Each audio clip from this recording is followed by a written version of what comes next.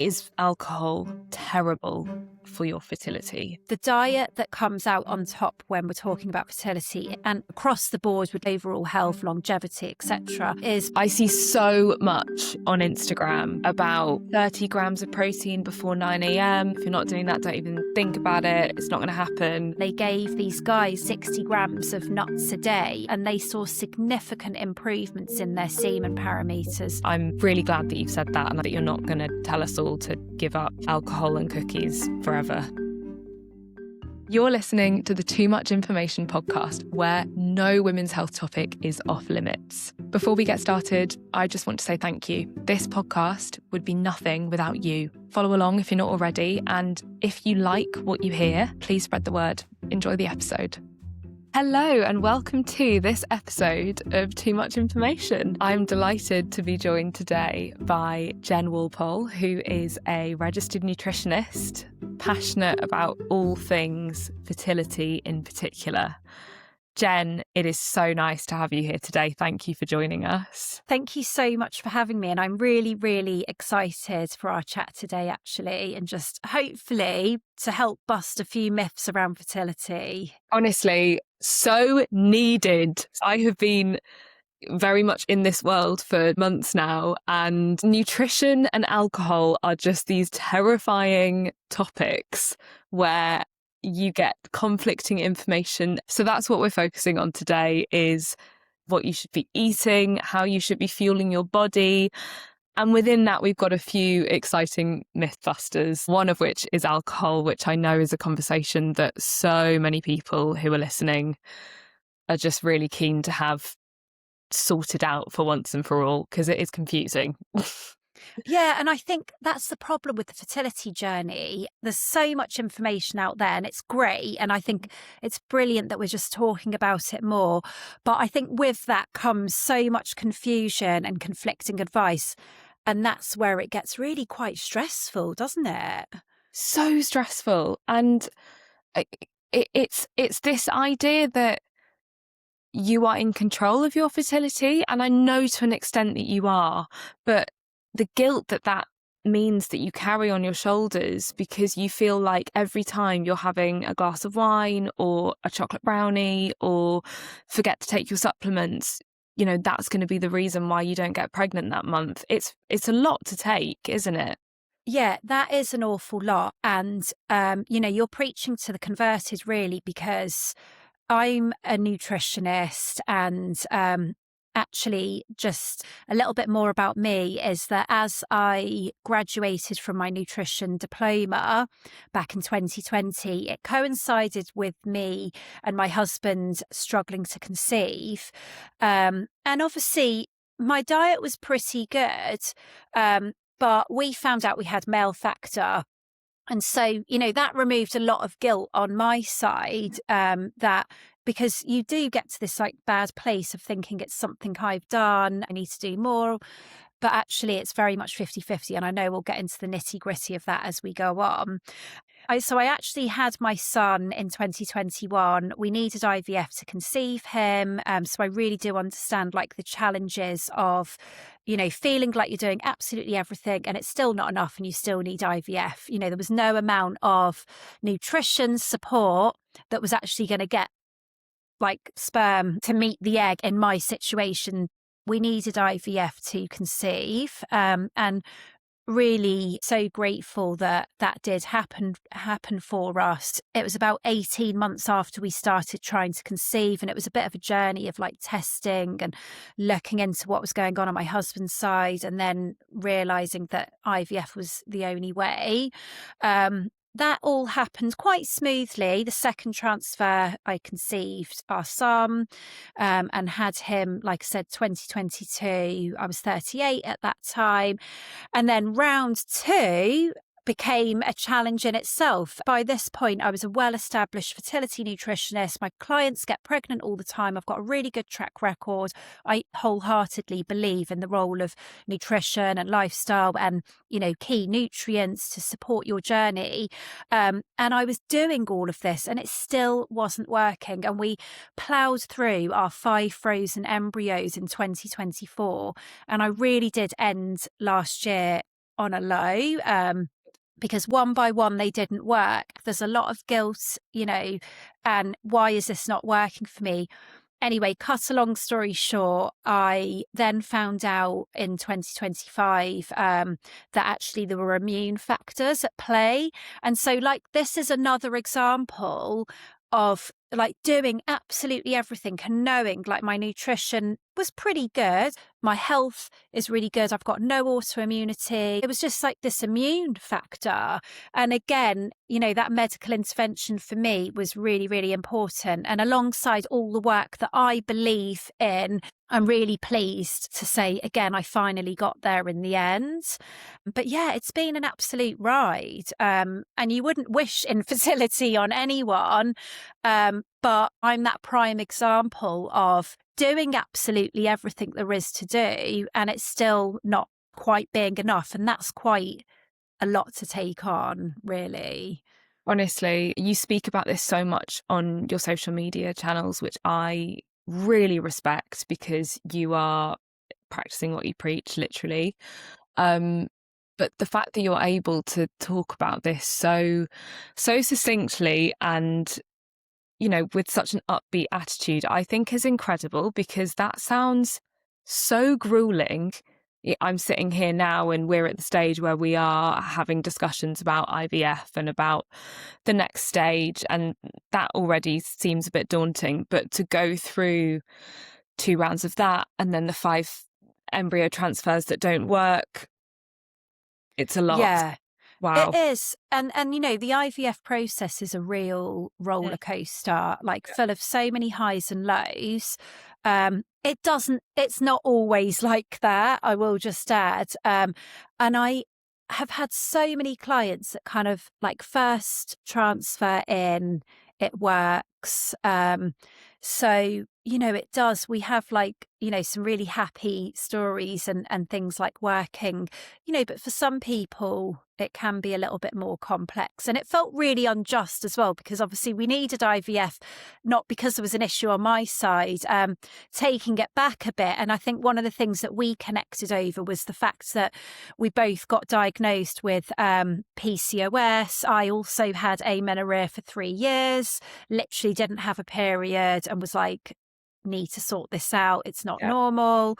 And then that led me to get this PCOS diagnosis. But that was in my 20s. Like by the time I came to conceive, when I was like mid 30s, I'd sorted that, and my cycle was really good, regular. Yeah. I'd done all that groundwork. So again, there's a lot that comes up around that, where it's a lot of stress and a lot of pressure you're putting on yourself, because you feel like you're doing everything and still it's not quite enough. And, one thing that I try and convey on my Instagram, because there's so much clickbait information out there, and a lot about, you've got to do all of these things. I know you've had like Helen Davenport-Peace on, and she's a big advocate for where the fertility wellness industry kind of latches on to, you've got to do all these things.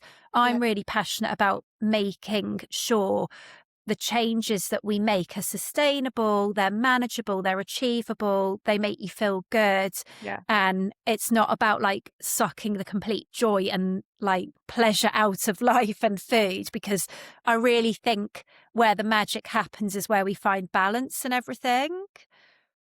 I'm so glad that you've said that, because I'm one of those people for whom food and coming together and just eating in general and cooking is one of my great joys. I absolutely love it.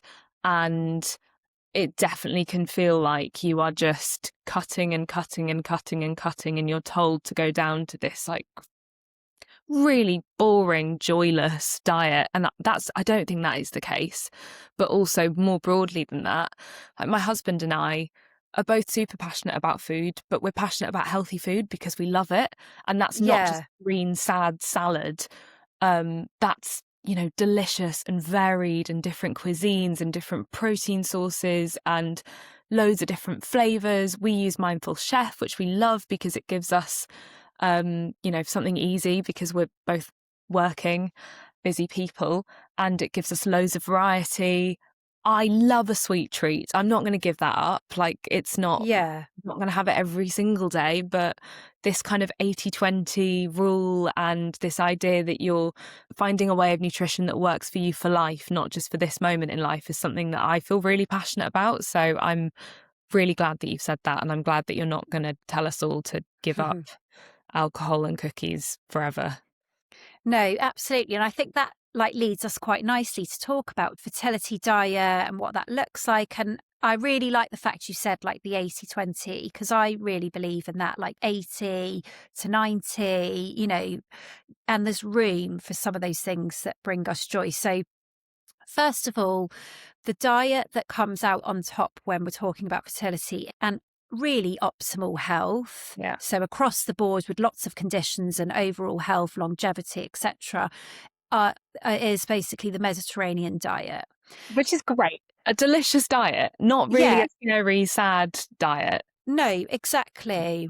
Exactly. And what we're talking about here is predominantly a whole food diet. When we look at the pyramid, like nothing is excluded. We've got like a glass of wine on there. We've got a slice of cake. We've got a bit of processed meat. We've got red meat. It's about variety, not depriving yourself. But at the bottom of the pyramid, it's very much like this whole food, a lot of plant foods, and then kind of the meat and the dairies sort of more towards the top. So there's a few reasons why it's so good for fertility. Reason number one, all of these different coloured fruits and vegetables are rich in antioxidants. And antioxidants are really important for fertility because we encounter oxidative stress daily when we exercise, when we come into contact with heavy metals, pollution, toxins, alcohol, stress. Any process in the body causes some amount of oxidative stress. And we've got processes in place to deal with that. But we need to also give it a helping hand because in today's society, with ultra processed foods, with more toxins, more plastics, chemicals, etc., we do encounter a bit more. And we can actually see that in the last 50 years, the decline in sperm counts has actually, it's sort of almost up to 60%. It's very, very high. Why is Well, really, really interestingly, when we look at the number of chemicals that we're now exposed to and the plastic as well, I think there's a big correlation there. It's not just down to fecundability. It's not just down to the fact that people are having less children. We can actually relate it back to this chemical and toxin exposure and just our lifestyle. So, you know, diet, lifestyle will also come into play as well. Stress, you know, that we live the majority of our lives inside. We're not getting that natural sunlight. We're kind of on screens all day. Like all of the things that we do on a daily basis, just going about our normal lives, going to work, getting up early, going to the gym, staying up too late or not sleeping as well, eating out of like a lot of plastic packaging, maybe a bit too much ultra processed food. It's all really, really bad for our fertility. Is a little bit of it okay? Like, of course. And that's where these antioxidants come into play because oxidative stress needs to be mitigated with antioxidants. So they basically sort of scavenge up this reactive oxygen species, the ROS. It kind of cleans it up and repairs any DNA damage. So that Mediterranean diet full of fruits, vegetables, lots of different colours, like a nice simple way of doing it is just eat the rainbow. I try and get my clients when they're doing their food shop, like look at your basket. Have you got all the different colours there? Are you getting them in on like a daily, weekly basis?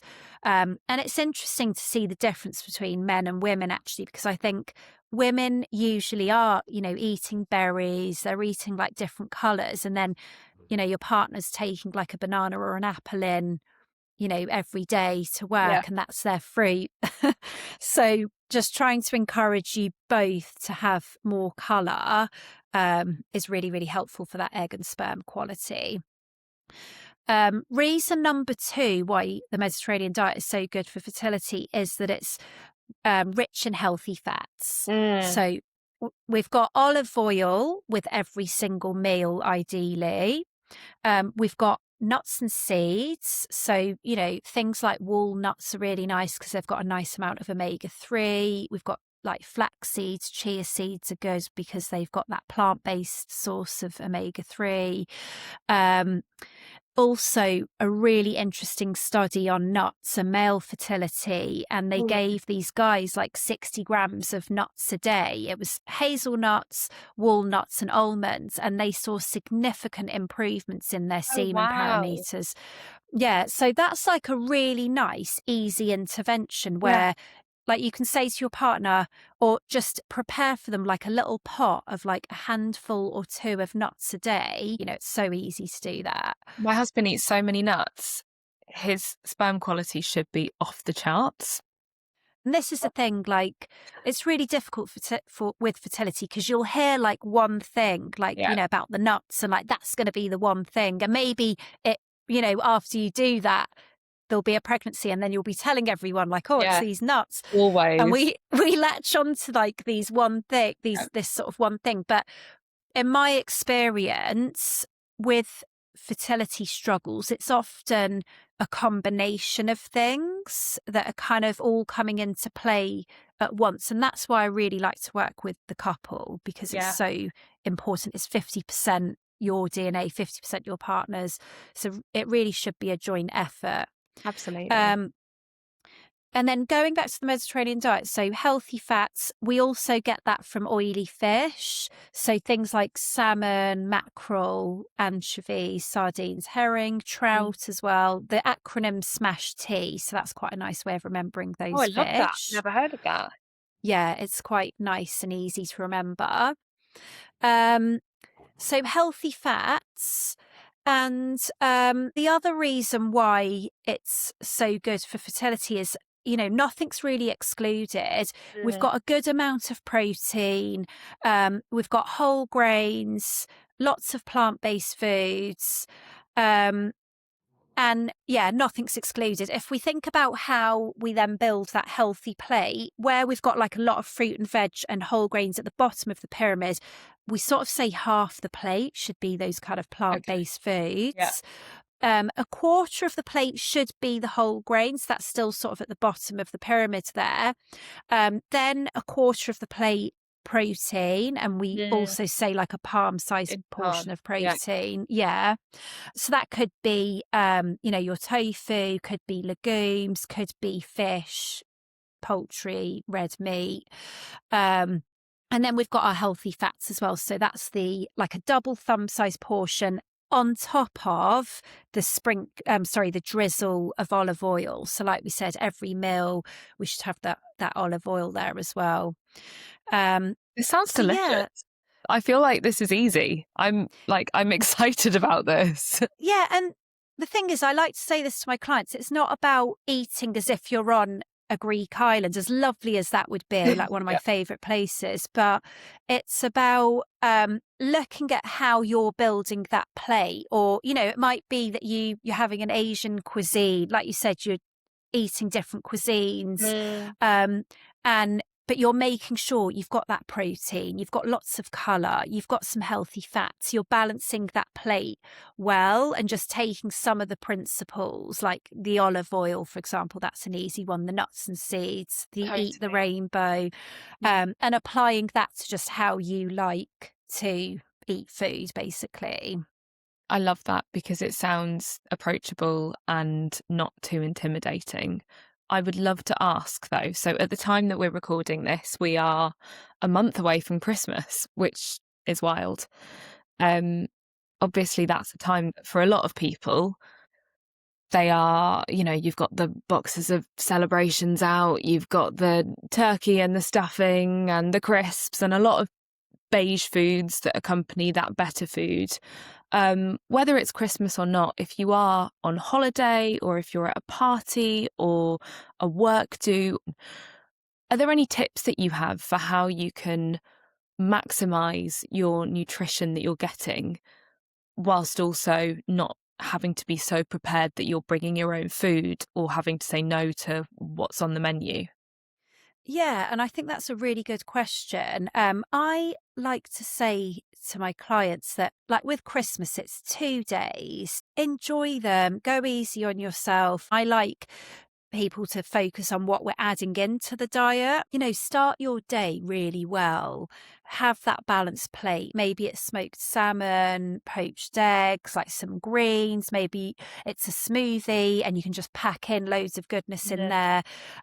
So try and make sure like the other meals that you have on those days do pack a punch. Yeah. And I try to say this, every meal is an opportunity to support egg and sperm quality. Yeah. So don't get too hung up on, the ones that are not going to be perfect. Because like I said, we've got that sort of 10-20% wiggle room here. And we don't need to be avoiding that lunch and just be sat like that sad person in the office on your own because you don't want to be exposed to that dessert or that glass of wine. And I know we're going to talk about alcohol, but I think just finding balance with it's really important. Like, let's focus on all the good stuff that we're actually adding in, as opposed to, oh, we're taking gluten out because of this reason, or, you really need to like drop your alcohol intake by 50%. And so we're kind of thinking about it a bit more positively as well.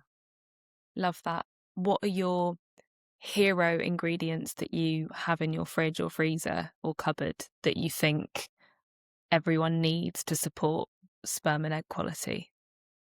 So dark green leafy veggies, so many benefits. Like the cruciferous, like the broccolis, the cabbage, the cauliflower, really good from like a hormone perspective, supporting detoxification, also a good source of folate. And folate gets kind of revered quite a lot for the benefits in pregnancy of reducing neural tube birth defects. But actually, it's really important for fertility and for DNA synthesis. And it's heavily involved in our DNA and cellular repair. And we need like a lot of folate for that. So we need more than what we tend to find in prenatal. So we kind of need to pick this up from the diet as well. So dark green leafy veggies. I like to make sure that, you have some colour in there. So peppers are great, like absolutely fantastic for fertility, really rich in vitamin C. Tomatoes, brilliant for male fertility, particularly when they've been cooked. Lots of lycopene, as well as obviously the vitamin C as well. So a lovely antioxidant in there. Vitamin E is another lovely antioxidant. So, swap your peanut butters out or have them, but have some almond butter as well. Oh, I hadn't heard that. That's interesting. Yeah, again, just a really easy little hack to start. Just get some almond butter in every week, get that in your food cupboard. Really love those tins of like sardines and mackerel. That's what I've started buying and just like bulking out I'll often for a quick, easy lunch, and you can tell me if this is a good one or not. I'll get one of those merchant gourmet packs and then I'll have some veg on the side. So yesterday I think I had broccoli and a bit of cabbage and some tomatoes. And then I will bulk it out with some of that like tinned mackerel or tuna. How is that? That sounds really good, really lovely and balanced. And just like, you could even do like a sprinkling of seeds, a drizzle of that olive oil. But I think that sounds fantastic. And they're so affordable. Like, that's what I love about them. They're like £1 for a tin of this gorgeous fish. I actually had it today, mixed with a bit of like an avocado oil mayonnaise on some sourdough with some avocado. Oh, delicious. Yeah, probably should have had some greens there, but I need to restock my fridge. But yeah, I think that oily fish is really, really key. We've actually got research to back up omega-3 reducing ovarian aging. So, if you're trying to conceive and you're sort of 35 plus or you've got diminished ovarian reserves, then really, really important to kind of make sure you're getting at least two potentially 3 portions of oily fish in a week. And, just mix it up a little bit. If you're veggie or vegan, what would you say are your best alternatives to make sure that you're getting those omegas? Yeah. So, oily fish is the richest source of omega-3, and then we've got algae oil. The levels are just not quite as high. You can just potentially sort of take a little bit more. Yeah. Nuts and seeds as well. The only issue with that is it's the plant-based form of omega-3. So we've got EPA and DHA, which we find in algae oil and fish oil. And oily fish. And then we've got ALA, which we find in plant-based sources, and we have to convert that to the EPA and the DHA. So it's not quite as sort of readily available to us as the algae oil. But still, we know nuts and seeds are really good for fertility. So you kind of want to get them in anyway. Love it. Thank you. Another thing that I like people to start doing is adding things in like bone broth. So good for your gut health. There's collagen and glycine in there. Also for supporting detoxification as well. So it's just like a really nice, easy intervention that's got quite a few benefits. Quite nourishing as well, like especially this time of year. And again, it's just a bit of a store cupboard staple for me. A little hack is to use the bone broth instead of water when you're making grains. Ooh, So I love if that. you're making quinoa or rice, instead of using water, just use the bone broth, and then it's going to absorb all of that lovely nutrition. Sounds delicious. And as somebody who, I don't know, I'm open to it, but I'm not mad about the idea of sipping on bone broth. That sounds much more palatable to me. Yeah, really easy. And it's just finding these ways where we can just like drop in these like really lovely foods, like nourishing foods, supportive in many ways, in an easy way, that's going to be something that you can carry on. And even when I'm unwell, actually, that's a bit of a go-to. It really sorts you out. If you feel like you've got a bit of a cold coming on, heating that up in a pan and just sipping on it, you just kind of know it's doing some good. Yeah. Really good advice. And I'm sure that if you have any recommendations on your favourite brands, we could maybe do a little social media post about those or something, because actually it would be handy to show people where to go. So if you're listening, keep an eye out on Instagram. Shall we move on from food to alcohol? Yes. Yeah, sure. So this is a topic that got a lot of people talking, and it was when I posted one story about me having a couple of delicious glasses of wine. Honestly, it was so worth it, but still feeling slightly guilty about it. And I had just an inundation of messages around that. So it's clearly a topic that a lot of people feel very passionately and very confused about.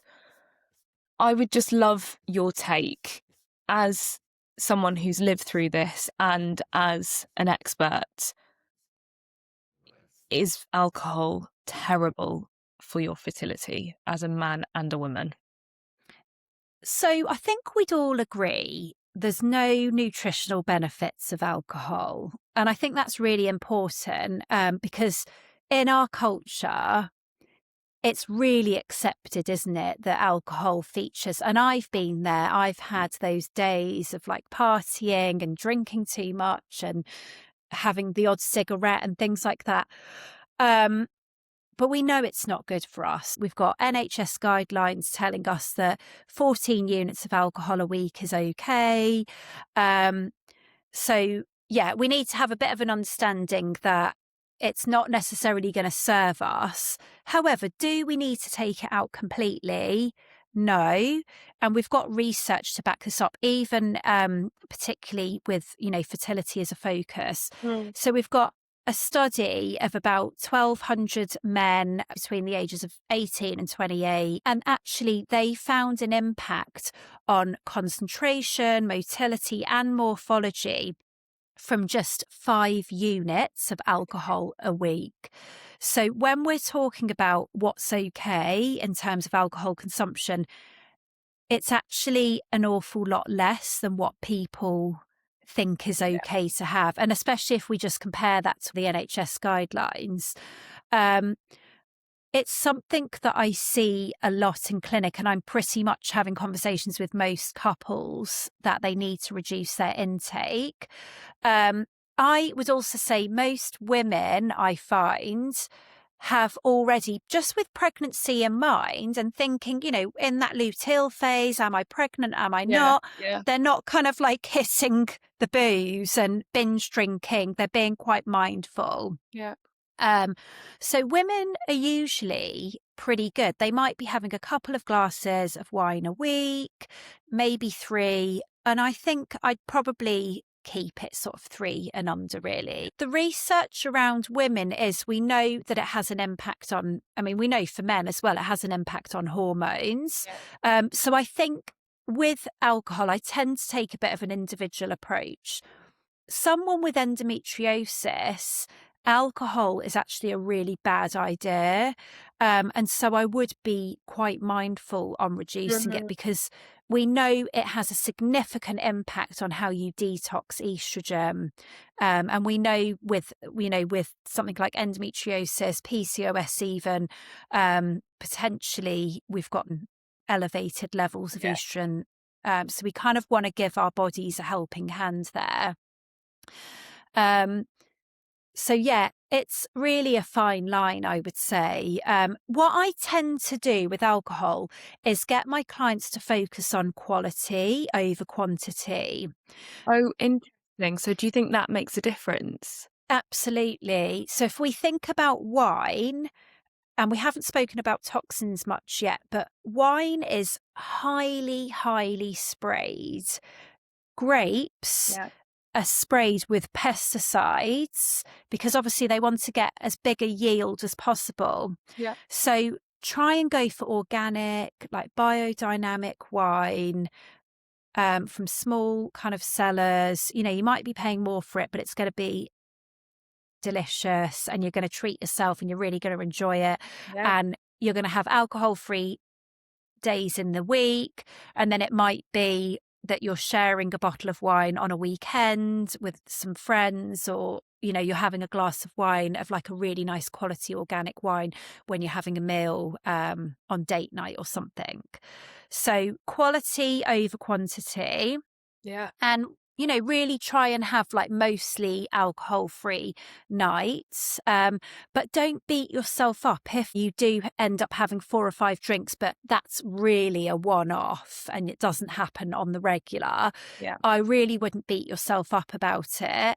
And, there are things you can put in place to mitigate it. Make sure you don't drink on an empty stomach. Try and get a decent amount of sleep. Be kind to yourself the next day. So, yeah, just go easy on yourself and kind of move on. And then do all the things to, improve your fertility, supporting egg quality, all the things that we've spoken about. Love that. So, because it's so easy to think one night of having a bottle of wine with my friends is going to be the reason that I don't get pregnant this month or for the next 3 months, because we know about egg quality and sperm quality being relating back to the last 90 days. So it does get scary. But in your view, is that not the case? No, I would say I would avoid the binge drinking and just try and keep it in moderation. So if it's that one night, and that social connection is so important, I have to say. Enjoy that, because I think what happens on this fertility journey, and I know you feel it too, as the months go on and on, you've got to live through that, and it becomes a real toll when you just suck the joy out of life, like one by one. And often when I have clients sign up to me, they've either got a lot of work to do or they've done absolutely everything. And then we're like trying to pull back and support in other ways, and also uncover, like, if it's unexplained, and try and get to the bottom of what's going on.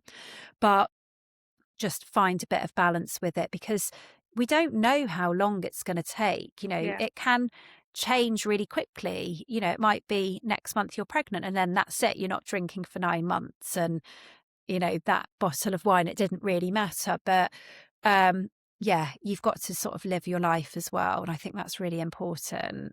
It's so true. And look after yourself. Yeah. One more question on this is, one of our listeners asked, when during your cycle is alcohol least likely to influence your fertility? What do you think? Yeah, I guess it's sort of like cycle syncing. Yeah. I don't really buy into it, to be honest. And again, I think it can create more stress. So yeah, I probably wouldn't say like, oh, you know, if you're going to go out and party with your friends, it's better at this point in your cycle, because I would say what I would probably focus on is the quality and just keeping it within moderation and not overdoing it. And that then can be something that you enjoy no matter where you are in your cycles. Yeah. Which sounds much less scary than you can go for it in these 2 weeks and then in these 2, actually, you shouldn't. Because the other thing that people often are worried about is drinking during their 2-week wait and being concerned that they are pregnant.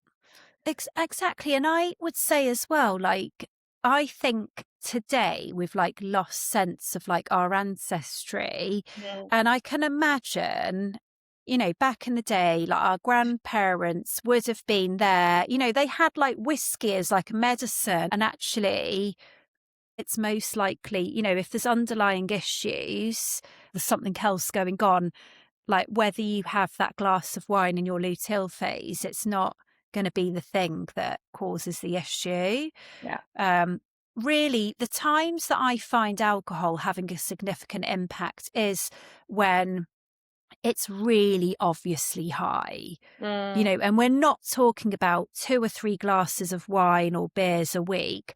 We're talking about 4 nights, or there's either binge drinking or like regular drinking a few times a week. Yeah. I rarely see someone who's doing like 1 drink every night, but I don't like that so much either, because again, the impact on like your liver and your detox and your hormones by doing it every day could potentially be having an impact. And again, units wise, we're going over there. But yeah, usually it's quite obvious, and we can see that in like some of the sperm parameters or hormones and things like that. Like there's some telltale signs. But if you haven't picked up any issues and everything looks okay, then you're probably overthinking it a little bit. But just try and keep that moderation in mind, really. Yeah. And I think it's about doing what's good for you in that moment as well. Like, I think something that a lot of people don't talk about is alcohol and mental health. And I know that for me, when I drink, I sleep badly. I do feel anxious the next day, but I think it's normally connected to the fact that I sleep so badly every time. Yeah. And that's actually not worth it right now for me. I mean, sometimes it is, but really not often.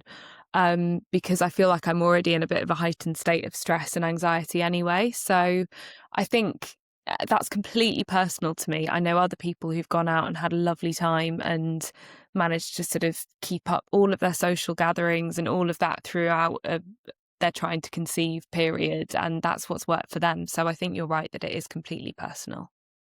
Yeah, absolutely. And obviously, like you said, sleep, it can have an impact on. Also, you're sort of, if you feel really hungover and, you know, tired, compounded, then you sort of make worse choices when it comes to your food. And I mean, I certainly found the sort of older I got, the hangovers would last like longer. So yeah, I think just being, you know, and just assessing how you feel. And if it is having an impact on your mental health, because it is a depressant at the end of the day, then again, you know, that's something to consider as well. If you're having a tough time, you know, there's other things that you can do that can be a bit of a release than kind of going out and drinking too much and things as well. So we're going to get to some myth busters around nutrition and drinking and fertility. The first one is around coffee and caffeine. Should I be cutting it out? So with women, we know that caffeine intake is negatively associated to an increased risk of miscarriage. And that's why in pregnancy, the recommendation is to not exceed 200 milligrams. Yeah. It's sort of like 1, maybe 2 cups of coffee if you're making it yourself. If you're getting coffee out and about, it's quite difficult to know how many milligrams of caffeine you've got in there. If it's over 2, we definitely look to reduce. Okay. For men, we have some research as well around the impact of caffeine. So it is something to consider reducing. And again, it's like with the alcohol conversation. If something sort of looks and feels a bit excessive, then it most probably is. And we're sort of hitting 3 or 4. I like to ask people, like, what's the reason for this? Why are you fatigued? What's your sleep like? What's your bedtime routine? It's kind of looking at it a little bit more deeply as to why they're relying on the caffeine as a crutch. But yeah, again, moderation, not a sexy answer, but yeah, I'd say 1 to 2 cups max. A better answer than saying cut it out completely. So thank you for that. Breakfast. I see so much on Instagram about either 20 or 30 grams of protein before 9 a.m. That's the reason you're not getting pregnant. If you're not doing that, don't even think about it. It's not going to happen.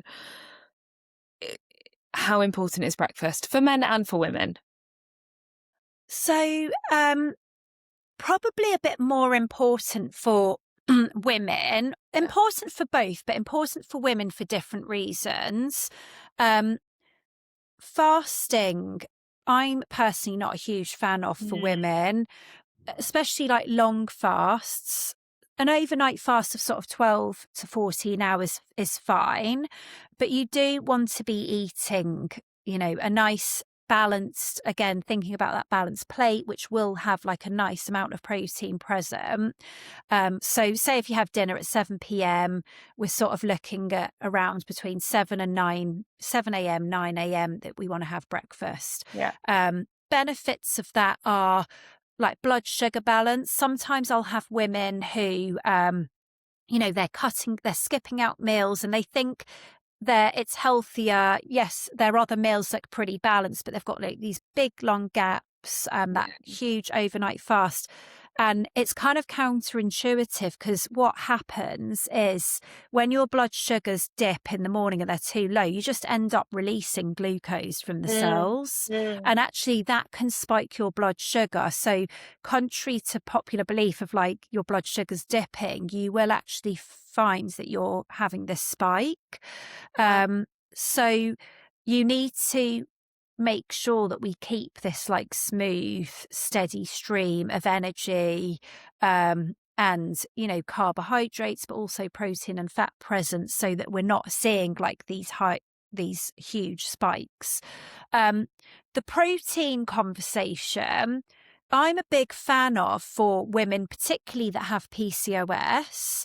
Having a bit more of a grain-free breakfast, I'm quite a fan of. It might be like eggs and veg, might be a chia pudding, a protein smoothie, and just keeping those carbohydrates like either low or remove them for breakfast can be quite a nice intervention. But whether you need to do 20 to 30 grams, again, I think it's really individual. Protein is really, really important for egg quality.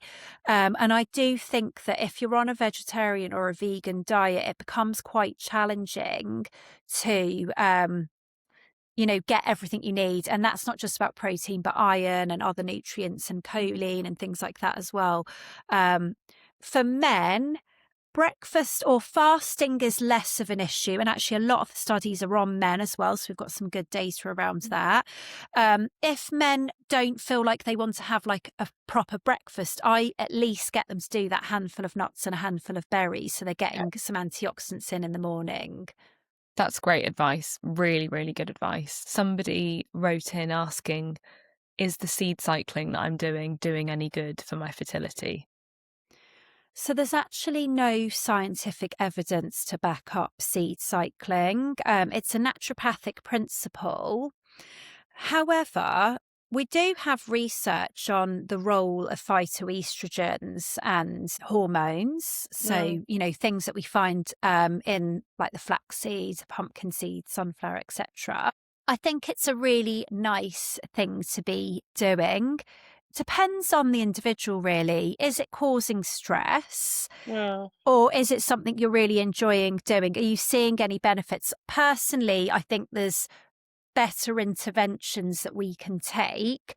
And if you've got issues with your cycle, your luteal phase is too short, or you're not ovulating, there's actually some really good interventions that we can do in clinic that would probably get you quicker results than something like seed cycling. Is it going to do any harm? No. Are the seeds good for us? Yes. But just balancing that with if it's causing stress. There is actually a really nice brand, and I've done some work with them, and I absolutely love what they've done because they've taken the seeds, they've milled them, and then they're selling them in packs. So you've got phase 1 and then phase 2. So you're not having to like overthink or like make it all yourself, and then you just sprinkle it on. And I wasn't necessarily doing seed cycling, but I kind of sticking to it when I knew I was in my luteal phase. I was on the phase 2 and using that in my smoothie or my Greek yogurt of a morning instead. And they're delicious as well. So I absolutely love what they're doing. That's so interesting. It's just cool to see that there's actually food innovation that's happening in this space. And then the final thing, what would you say are your non-negotiable for men and women for optimising fertility? So nutrients, obviously we want to think about that methylfolate, a good quality omega-3. Vitamin D is really, really important for fertility. So I'd want to be testing that to check your level and then dose accordingly. So that's a really good baseline. With the methylfolate, I think taking a really good quality prenatal, a multivitamin on the male side, like a pregnancy or a fertility supplement on the female side. I mean, there's some fertility supplements for men now as well, but a good quality one with bioavailable ingredients, all the right forms is probably where I'd go. And then the final one's magnesium, because we just don't get all of our needs from foods. We probably get about half of what we need from food, and then the rest will come from supplementation.